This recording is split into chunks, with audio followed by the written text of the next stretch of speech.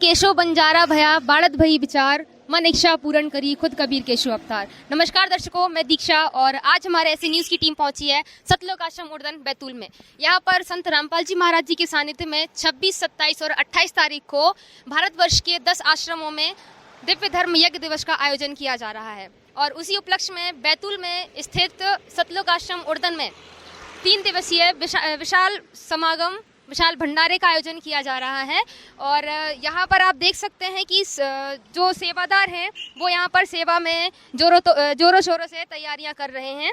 क्योंकि ये जो आश्रम है ये हाईवे पर है तो इसके लिए वाहनों को आने जाने में कोई असुविधा ना हो और जो हमारी संगत यहाँ पर आ रही है आश्रम में उन्हें कोई असुविधा ना हो, इसके लिए सेवादार यहाँ पर लगाए गए हैं, सिक्योरिटी सेवादार जो रोड पर खड़े होकर ये सब कुछ मैनेज कर रहे हैं कि किसी को किसी भी प्रकार की कोई समस्या ना हो।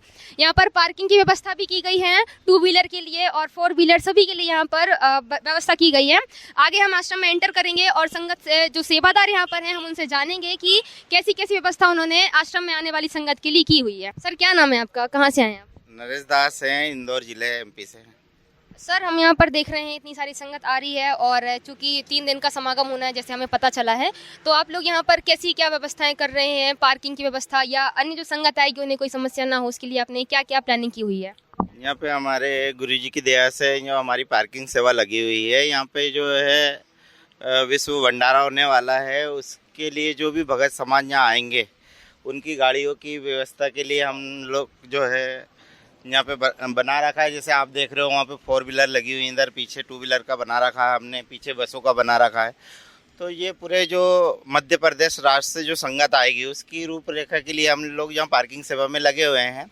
यहाँ पे विश्व भंडारा का जो गुरुजी हमारे संत रामपाल जी महाराज जी की तरफ से निमंत्रण है, वो सारे भगत जन यहाँ पे आते हैं और पापनाशक भंडारा यहाँ लेते हैं, उसकी रूपरेखा के लिए तैयारी हम यहाँ कर रहे हैं। सर यहाँ पर केवल एमपी से ही संगत आने वाली है या और भी जगह से लोग आएंगे? यहाँ पे अलग अलग राज्यों से आ रहे हैं, जैसे आप महाराष्ट्र से देख लो, नेपाल से देख लो, मतलब यहाँ पे बड़े बड़े 13 राज्य आ रहे हैं, वहाँ की सारी संगत आएगी। मतलब यहाँ लाखों में संगत आती हैं और गुरुजी की दया से उसकी व्यवस्था के लिए यहाँ गुरुजी ने बहुत अच्छी सिस्टम बना रखा है। जैसे आप खुद ही देख रहे हैं, न्यूज़ मीडिया के माध्यम से दास बताना चाहेगा कि आप देख रहे हैं यहाँ पे पार्किंग की व्यवस्था है, आप लोगों को दिख रही कितनी साफ़ सफाई, कितनी व्यवस्था सुविधाजनक हो रही है। आप देखोगे सिक्योरिटी सेवा भी लगी हुई है इधर, आप देखोगे उधर जो भंडारे की भी, आप अंदर भी जा रहे हो, अंदर आश्रम में भी आप ले रहे हो, तो वहाँ पे भी जो सभी भगत सेवा में लगे हुए हैं वो गुरुजी की दया से वो तन मन धन से निःशुल्क सेवा में लगे हुए हैं।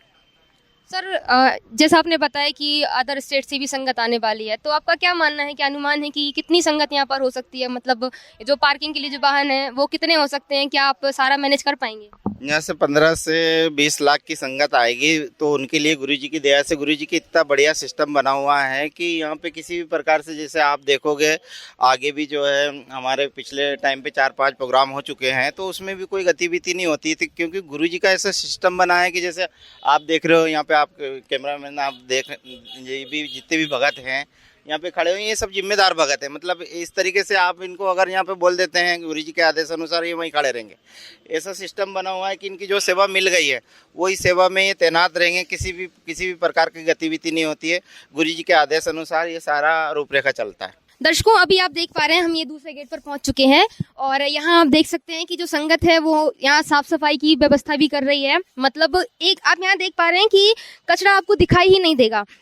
संत रामपाल जी महाराज जी के जो अनुयायी हैं वो यहाँ पर पूरी व्यवस्थाओं को एकदम मेंटेन करके रखते हैं कि जो संगत आने वाली है उन्हें किसी भी प्रकार की कोई भी असुविधा ना हो।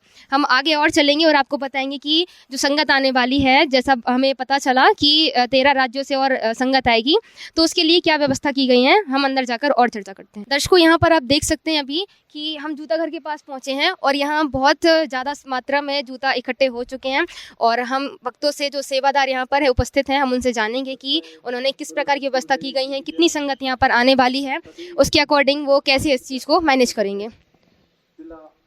नमस्कार सर। नमस्कार सर क्या नाम है आपका, कहाँ से आए हैं आप? राजा रामदास।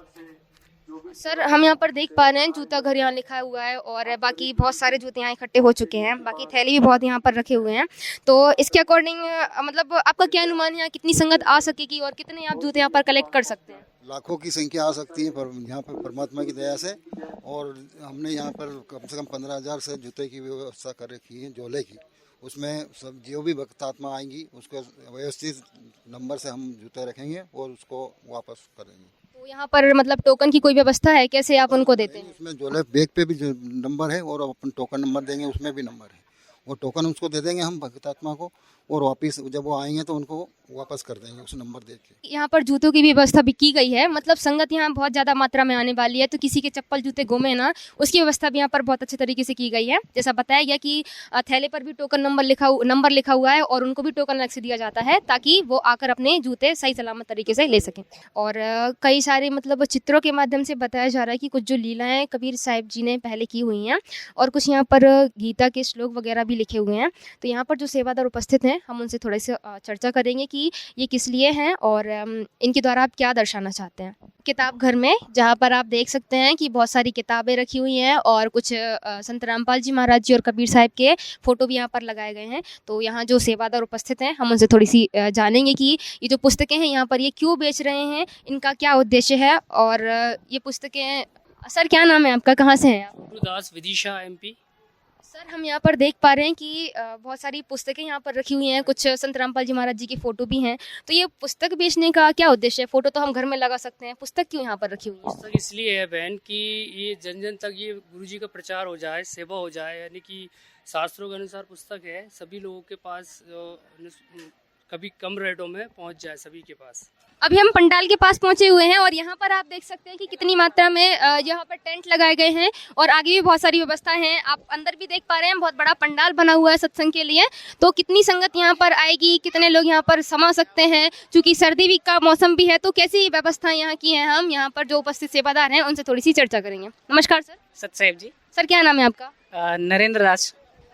सर हम यहाँ देख रहे हैं बहुत सारे यहाँ पर टेंट लगाए गए हैं और अंदर बहुत बड़ा पंडाल भी है, तो और सर्दी का मौसम भी है, तो उसके लिए कैसी व्यवस्था की गई है जो 26, 27 और 28 नवंबर को संगत आने वाली है, क्या आप मैनेजमेंट कर रहे हैं?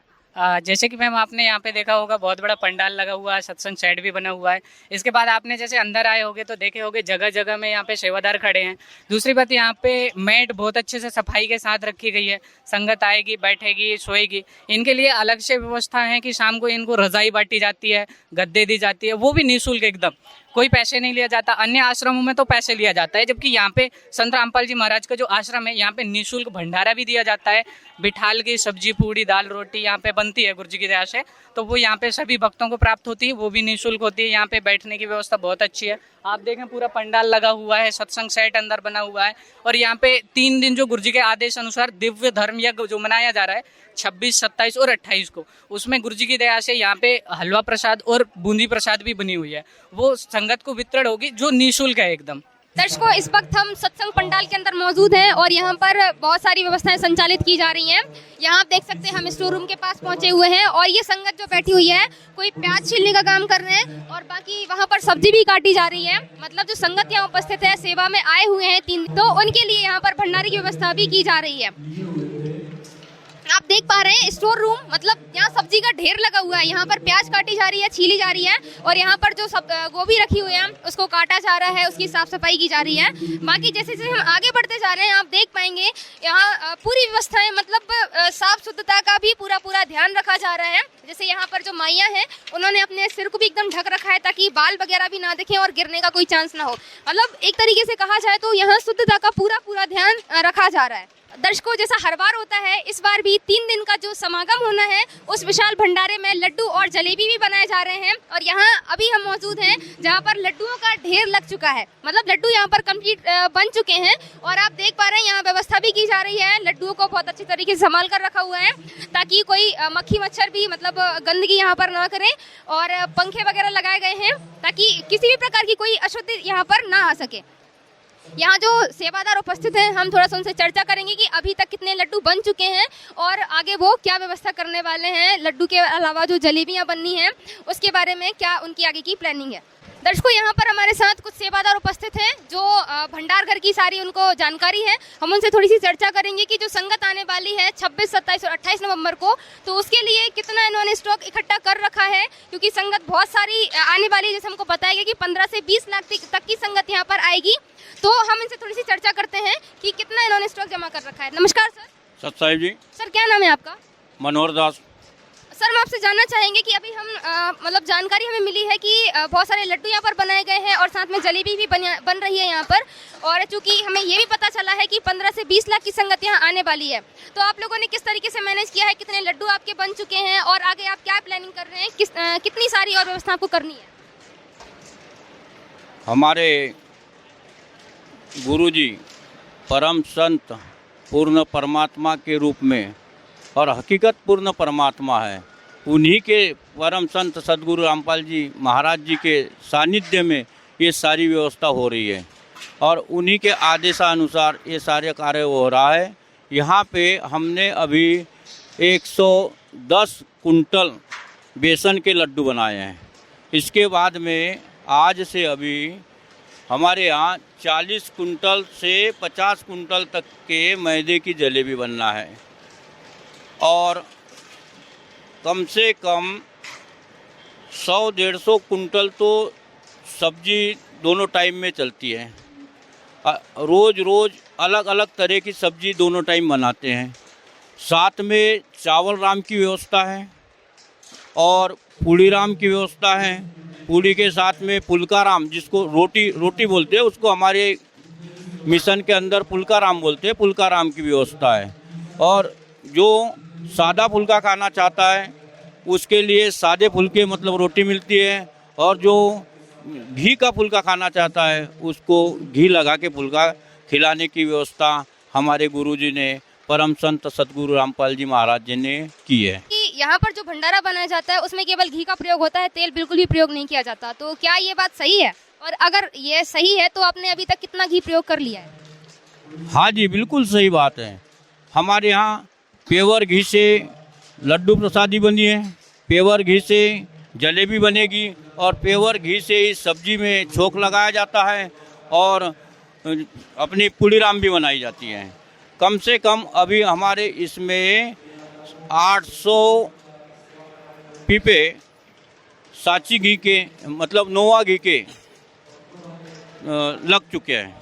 जैसा आप यहाँ पर देख पा रहे हैं कि पुड़ी बनाने की सेवा यहाँ पर लगी हुई है। माइयाँ हैं जो पुड़ी बेल रही हैं, कुछ उठाकर ले जा रही हैं सेकने के लिए, कुछ पुड़ियाँ बेल रही हैं। तो मतलब हम यहाँ पर देख पा रहे हैं कि जो व्यवस्था है एकदम बहुत ही सीधे सिंपल तरीके से चल रही है। कोई किसी प्रकार का झगड़ा नहीं होता है, सभी मिलजुल कर सेवा कर रहे हैं, क्योंकि आने वाली जो 26, 27 और 28 तारीख है उस दिन बहुत ज़्यादा मात्रा में मतलब लाखों की मात्रा में संगत यहाँ पर आने वाली है।